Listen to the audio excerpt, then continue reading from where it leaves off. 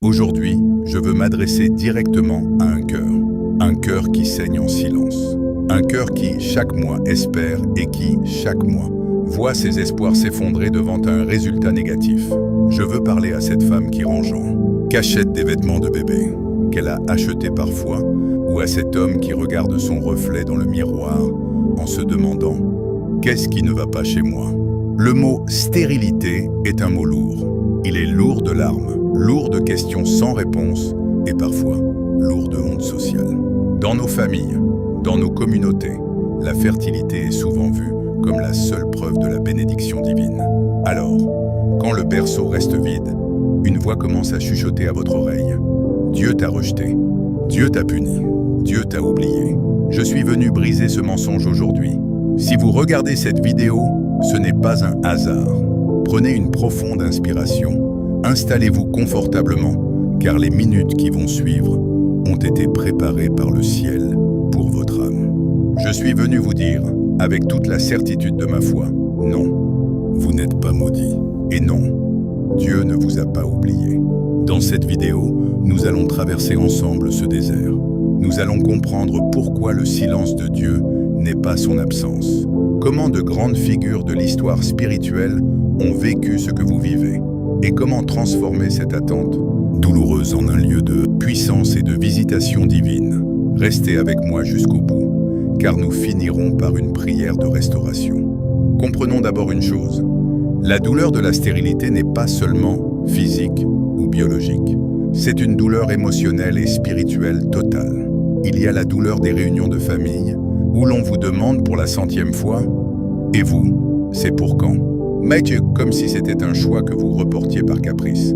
Il y a la douleur des réseaux sociaux, où chaque annonce de grossesse, chaque photo d'échographie devient un coup de poignard invisible dans votre cœur.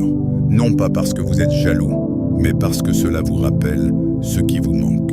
Et il y a la douleur de la chambre à coucher, là où l'intimité du couple devient parfois un laboratoire de calcul, un calendrier de date d'ovulation, perdant sa joie pour devenir une source de stress et de culpabilité.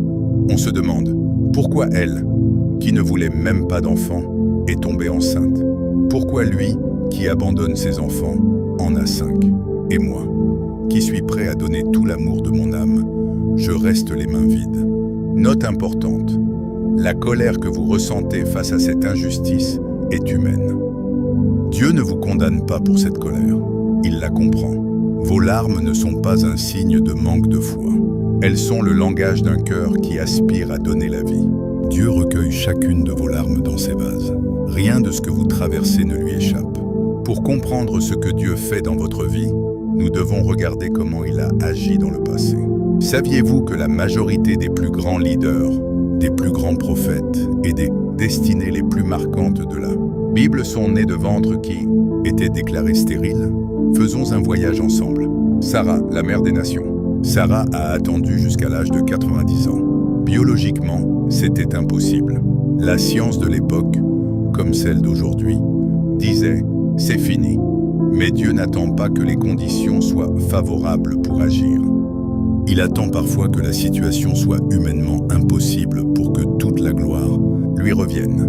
Isaac n'était pas juste un bébé, il était un miracle vivant. Rachel, la bien-aimée, Rachel pleurait et disait à Jacob « Donne-moi des enfants, ou je meurs. » Quelle détresse! Elle voyait sa sœur Léa enfanter année après année. Mais la Bible dit une phrase magnifique. Dieu se souvint de Rachel. Il l'exauça et il ouvrit son sein.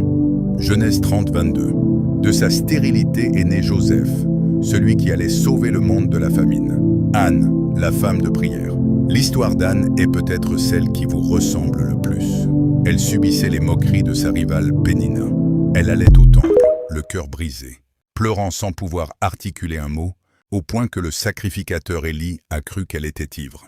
Anne faisait une dépression spirituelle. Mais de son cri de détresse est né Samuel, le plus grand prophète d'Israël. Élisabeth, la persévérante. Élisabeth et son mari Zacharie étaient juste devant Dieu. Ils marchaient dans la sainteté, et pourtant, ils n'avaient pas d'enfants. Ils ont vieilli avec ce vide. On aurait pu dire, ils servent Dieu pour rien. Mais au temps marqué, l'ange Gabriel est descendu pour dire Ta prière a été exaucée. Élisabeth a enfanté Jean-Baptiste, celui qui a préparé le chemin pour Jésus-Christ. Qu'ont en commun ces femmes? Leurs enfants n'étaient pas des enfants ordinaires. La stérilité temporaire dans la Bible est, ou souvent, le signe avant-coureur d'une naissance extraordinaire. Quand le diable veut bloquer une bénédiction avec autant d'acharnement, c'est parce que ce qui doit sortir de vous va secouer le monde. Dieu ne retient pas votre bénédiction pour vous faire souffrir. Il la prépare pour qu'elle corresponde à la grandeur de votre destinée. Alors vous me direz, d'accord. C'est une belle histoire pour Sarah ou Anne, mais pourquoi moi? Pourquoi dois-je attendre si longtemps? Laissez-moi vous donner 3 raisons spirituelles qui expliquent pourquoi Dieu permet cette saison d'attente. 1. Dieu prépare le caractère avant de donner le miracle. Un enfant né d'un miracle demande des parents d'une maturité spirituelle exceptionnelle. Dans l'attente, Dieu brise en vous l'orgueil. Il brise la dépendance au regard des autres. Il vous apprend à le chercher pour lui et non pas seulement pour ce qu'il peut vous donner. Si Dieu vous donnait l'enfant tout de suite, cet enfant deviendrait votre idole. Dieu veut être le premier dans votre cœur. 2. Le timing divin n'est pas le timing humain. Nous vivons dans un monde de micro-ondes. On veut tout de suite. Mais Dieu est le Dieu des saisons. Jean-Baptiste ne pouvait pas naître au temps d'Abraham, il devait naître juste avant Jésus. Peut-être que l'enfant que Dieu a réservé pour vous doit naître à une année précise, à un moment précis de l'histoire, parce qu'il aura un rôle spécifique à jouer dans sa génération. Ne confondez jamais un délai avec un déni. 3. La stérilité ne se limite pas au plan biologique. J'aimerais ouvrir une parenthèse importante ici. Parfois, l'esprit de stérilité s'attaque à vos projets, à vos finances, à votre mariage. Tout semble bloqué. Mais la parole de Dieu nous dit dans Ésaïe 54, « Éjouis-toi, stérile, toi qui n'enfantes plus, éclate en chant de triomphe et pousse des cris de joie. Car les fils de la délaissée seront plus nombreux que les fils de celle qui est mariée. Dieu est capable de vous rendre fécond d'une manière que vous n'avez pas imaginée. Il y a des femmes qui n'ont pas enfanté biologiquement, mais qui sont des mères spirituelles pour des nations, des mentors, des piliers pour des orphelins, des créatrices d'empires qui nourrissent des milliers de familles. Ne laissez pas le diagnostic d'un médecin définir l'immensité de votre productivité sur cette terre. Comment faire pour tenir bon quand le doute s'installe? Voici 3 clés spirituelles et pratiques pour traverser ce désert. Changez votre langage. Arrêtez de confesser la mort sur votre corps. Ne dites plus « je suis stérile ». Dites « je suis dans ma saison d'attente. Mon corps est le temple du Saint-Esprit et Dieu est en train de fortifier mes entrailles. » Vos paroles ont une puissance créatrice. Protégez votre environnement. Éloignez-vous des personnes toxiques, de celles qui vous jugent ou qui amènent de la lourdeur dans votre vie. Entourez-vous de personnes de foi, de personnes qui vont prier avec vous et pour vous, sans vous condamner. Servez Dieu dans l'attente. Ne mettez pas votre vie sur pause en attendant le bébé. Vivez, voyagez, entreprenez, servez à l'Église, aimez votre conjoint. Faites de votre vie un parfum de bonne odeur pour Dieu dès maintenant. C'est pendant qu'Anne adorait à Silo que son histoire a changé. Nous arrivons au moment le plus important de cette vidéo. Je ne sais pas depuis combien d'années vous attendez. Peut-être 2 ans, 5 ans, 10 ans, ou plus encore. Peut-être que les rapports médicaux disent que vos trompes sont bouchées, que les spermatozoïdes sont insuffisants, ou que l'âge est dépassé. Mais j'aimerais vous rappeler le Dieu que nous servons. Il est celui qui appelle à l'existence les choses qui ne sont pas comme si elles étaient. Il est le Dieu qui ressuscite les corps morts. Si vous le pouvez, là où vous êtes, fermez les yeux. Posez une main sur votre cœur. Et si vous êtes une femme aspirant à la maternité, posez l'autre main sur votre ventre. Si vous êtes un homme, mettez votre main sur votre poitrine ou prenez la main de votre épouse. La prière. Père céleste, Créateur des cieux et de la terre, toi qui as soufflé le souffle de vie en Adam, toi qui as ouvert le sein de Sarah, d'Anne et d'Élisabeth.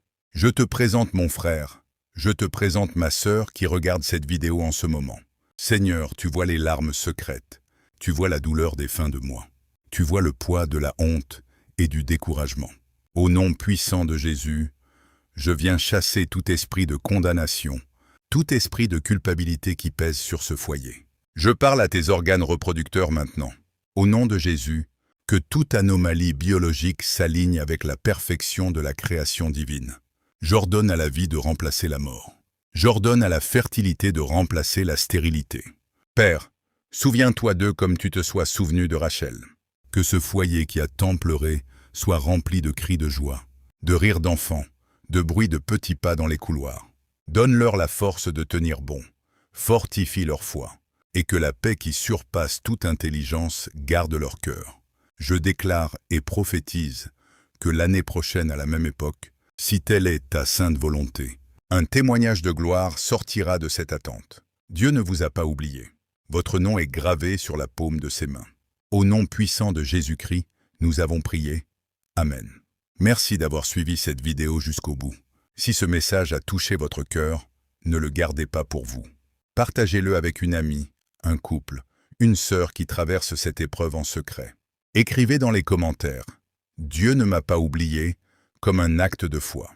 Nous allons lire vos commentaires et continuer à prier pour chacun des noms qui s'inscriront en bas de cette vidéo. Que le Seigneur vous bénisse, qu'il garde votre couple fort et uni et qu'il vous accorde la joie de sa délivrance. On se retrouve très bientôt. Soyez fortifiés.